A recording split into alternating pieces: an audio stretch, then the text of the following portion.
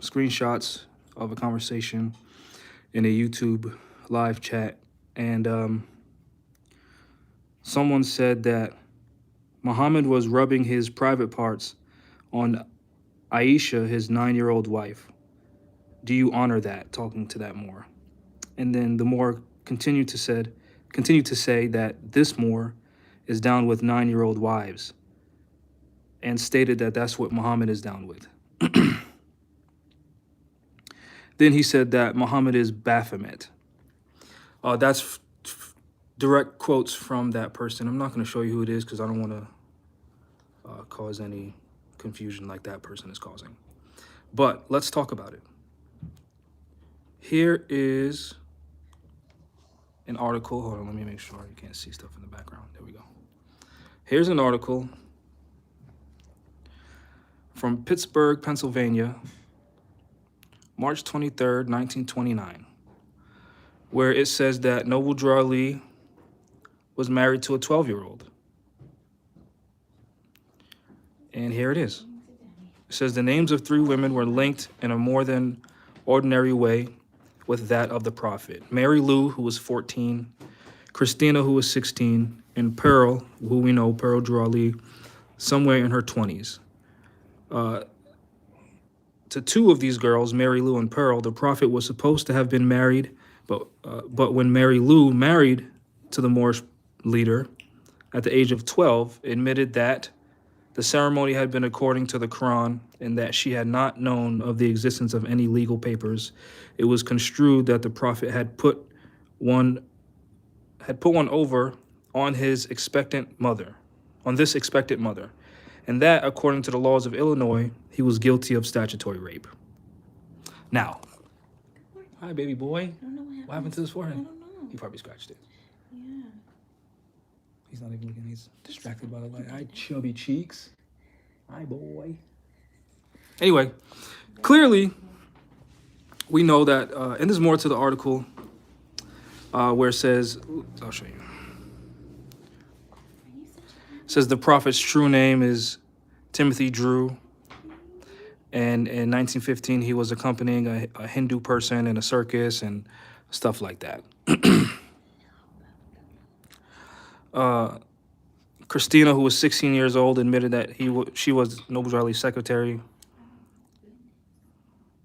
It was stated that Pearl Drew Ali was taken from him.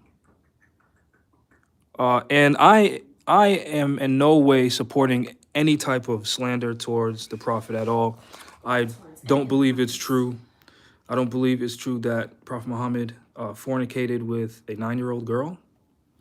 It is stated that Abu Bakr was her father, and Abu Bakr was not Noble Drew Ali, Prophet Muhammad's best friend, who was a grown man, who they fought in wars together. So it doesn't make sense that any grown man would allow his adolescent daughter to marry another grown man. But what's interesting to me is how Noble Drew Ali says we honor all true and divine prophets.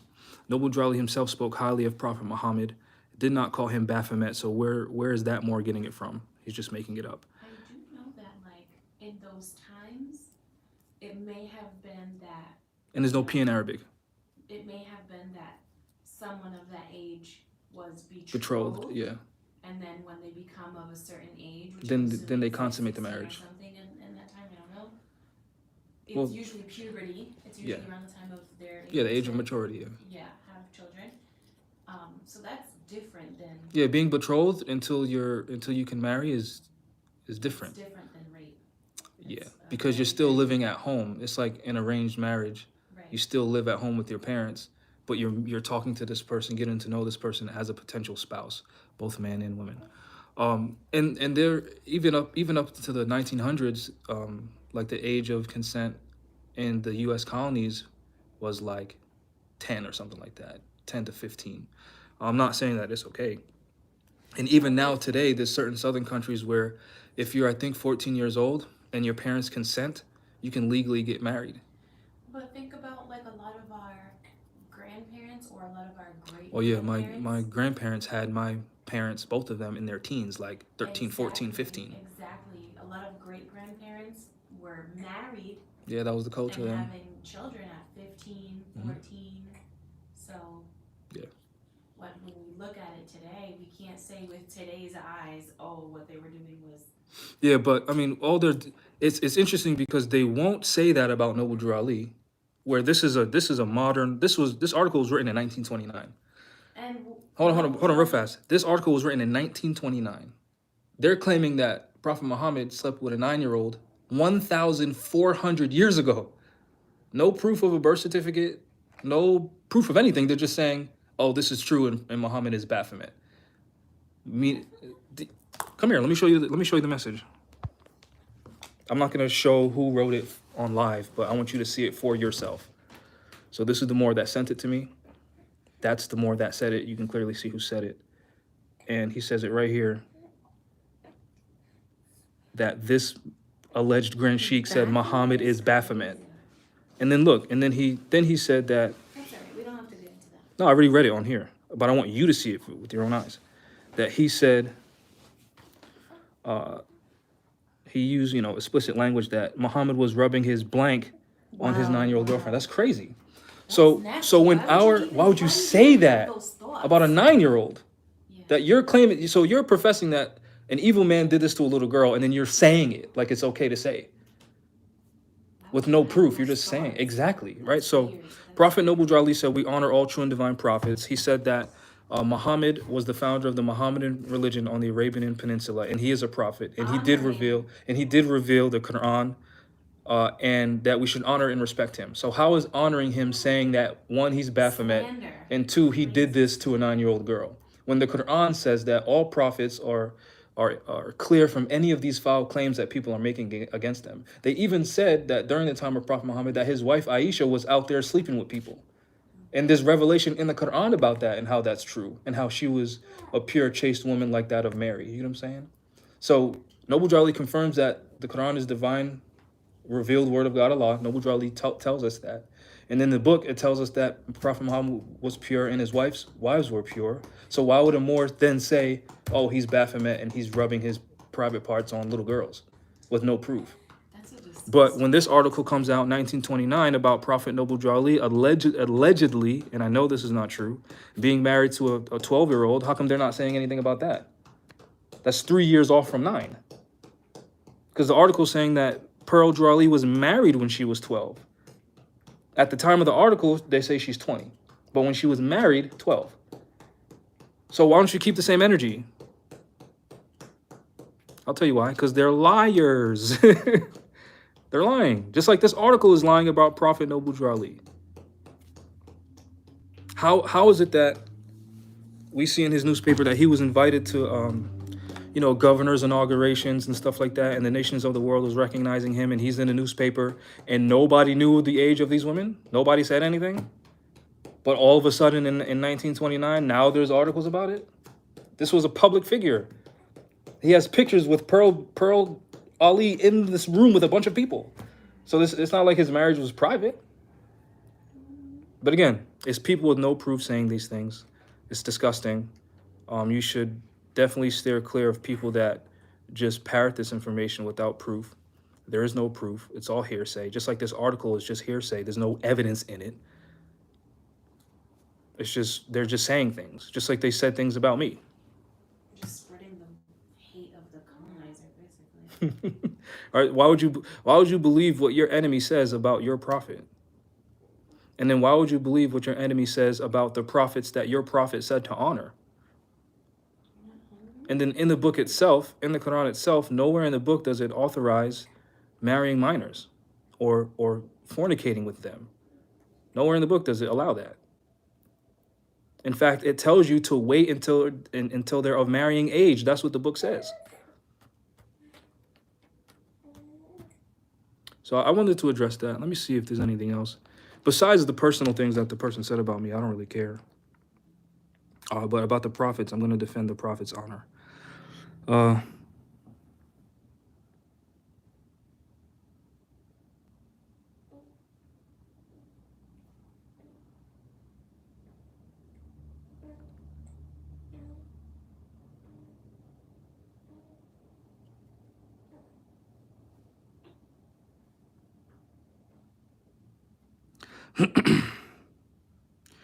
Then they said, I don't get Moors either repping for a prophet that had a 9-year-old wife.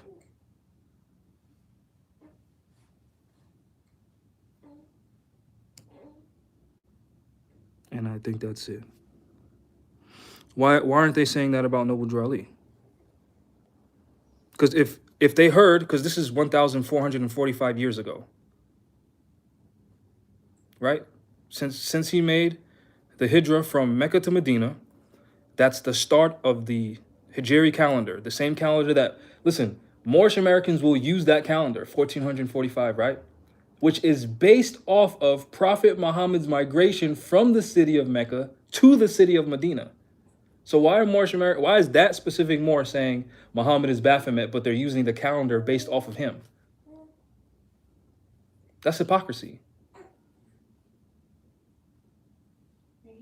That's hypocrisy. The Hijri calendar, the word Hajj is in it, is based off of the Hajj, the migration of Prophet Muhammad from this holy city of Mecca to the city of Yathrib, which is called Medina. Medina in Arabic just means city. That marks the first year of the Hijri calendar. So how could a Moorish American use that calendar, which is based off of Prophet Muhammad, and then say he's Baphomet and say he's a pedophile and mention his private parts with children? And then why are you even believing that? Our Moorish American prophets had learned to love instead of hate. If you had any blemish of love in your heart, you would see that the enemies of Islam, the enemies of Allah, the enemies of the Moors are spreading the slander. Just like they spread the slander about Prophet Lot, that he allegedly got drunk and slept with his daughters. That's not true. Islamic scholars prove that that's not true. Just like Islamic scholars prove that Prophet Muhammad didn't fornicate with a 9-year-old. But if you actually read and studied, as opposed to just having hatred in your heart and then parroting information that your enemies created, then you would find these answers.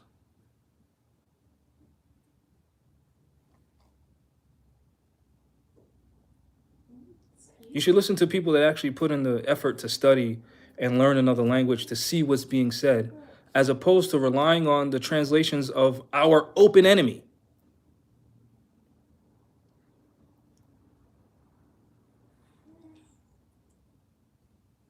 They're not, look, I'll just keep showing you. They're not saying that this article written about Noble Drew Ali is true. So why are they saying anything about Prophet Muhammad is true when they don't even believe he was a prophet? They don't even believe that he exists. So all right. So they're saying, hold on, let's break it down even more. So they're saying that Prophet Muhammad is Baphomet, which is a fake god, right? A fake demon, a fake devil. Then they're saying that Muhammad just means praiseworthy. He's not even real. So you're saying that this person who's not real did something with a human being? It's all hypocrisy and lies. Again, here's the article where they're saying that Noble Drew Ali married someone who was 12 years old, which I do not believe, and I know that this is false. But why aren't they keeping the same energy? Where's their lectures on this? How is it that when my name gets brought up, they talk about Prophet Muhammad in the alleged age of his wife? What does that have to do with me? Just like they'll tell you, oh, well, where's Rashad at? What does that have to do with me? He's with his family just like I'm with my family. But they're putting these ideas in people's head to sow to sow dissent, and to sow like speculation, and to sow like backbiting and disunity. That's what they're doing it for. Because when we read, right, they're even opposed to me encouraging Moors to read Arabic. Why would you be opposed to Moors learning another language? Noble Drew Ali said, if you're going to learn a foreign language, learn Spanish. And then when you learn Spanish, you end up finding out that there are thousands of Spanish words that have Arabic origin. And then when you look at the Treaty of Peace and Friendship of 1786, 1787 that Moors love to mention, guess what language it was written in? Arabic. And when you study The Golden Age of the Moor by Ivan van Sertima, he tells you that what? Every single science known to man was taught in which language? Arabic. When you study the Arabic language, you find out that it was the Moors who what? Originated the Arabic language. So why are they so opposed to you learning Arabic? Because when you learn Arabic, it will only better equip you to read things like the Quran, to read what our ancestors were writing at the golden age of the Moors, to see what our actual ancestors wrote about themselves. Yet here's what they say. Look, I'm going to read something they said about Arabic because it's very silly. Someone said,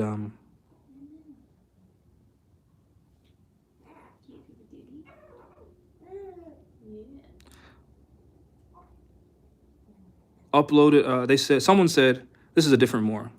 Why are they on this week? Where is the Prophet Noble Drew Ali Assalamu alaikum upload celebrations honoring something other than Arabic Quran teachings? If you read the teachings of Noble Drew Ali, if you read Noble Drew Ali's Moorish Leader's Historical Message to America, he tells all Moorish Americans to read the Quran of Muhammad. So why is it bad to repeat what the Prophet said? There was something else in there. They spoke about Arabic, I believe. Maybe that was the only one.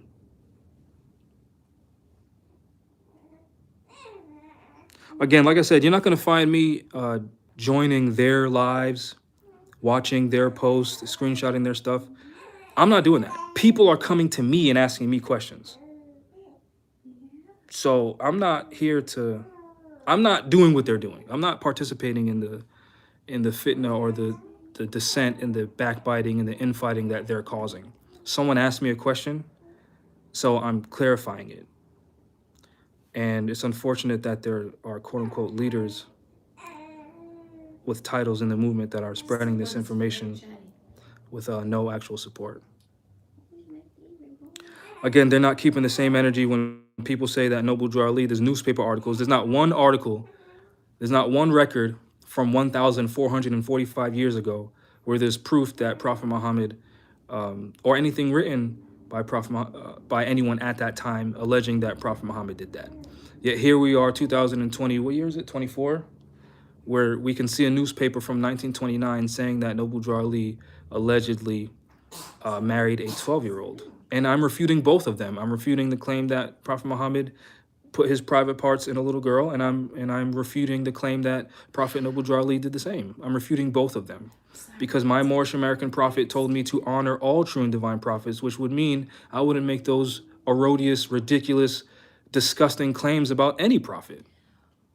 Why are you saying anything about anybody else's private parts, one? And why are you saying anything about a child's private parts, two? Yeah, because it's a very strange. That is very weird. All around. Children are supposed to be sacred. You're not supposed to mention adult private parts and children in the same sentence like that person did publicly in front of how many people were watching that? And that's not alarming to them. I don't understand why. There were 28 witnesses to this where this person said that.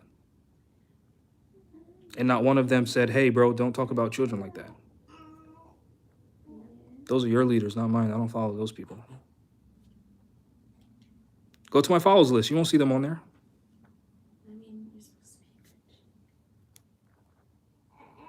Prophet Noble Drew Ali said, honor all true and divine prophets, and then mentioned Prophet Muhammad by name several times and wrote about Prophet Muhammad several times.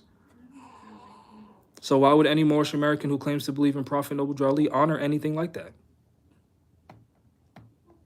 And respect the opinion of anyone who thinks like that. But إِنَّ الَّذِينَ كَفَرُوا سَوَاءٌ عَلَيْهِمْ أَأَنذَرْتَهُمْ أَمْ لَمْ تُنذِرْهُمْ لَا يُؤْمِنُونَ. And amongst the disbelievers, it doesn't matter if you warn them or you don't warn them, they will never believe.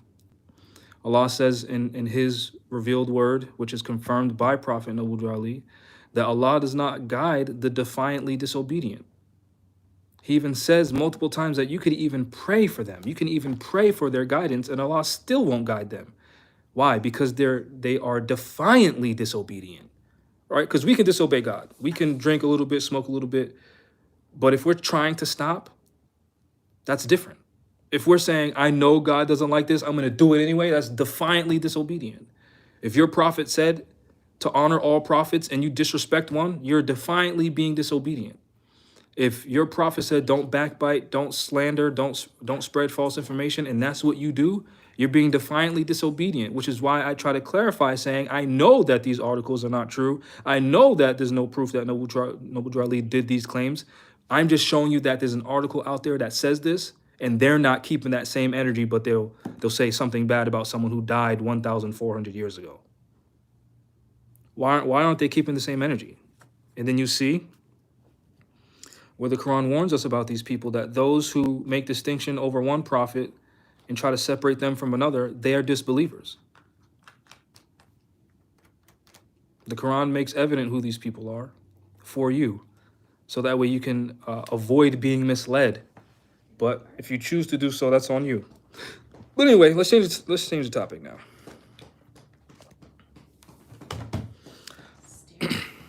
Here's some of the stuff I've written. If you're interested in reading from someone who took the time to study and research and not just parrot information, you can do so.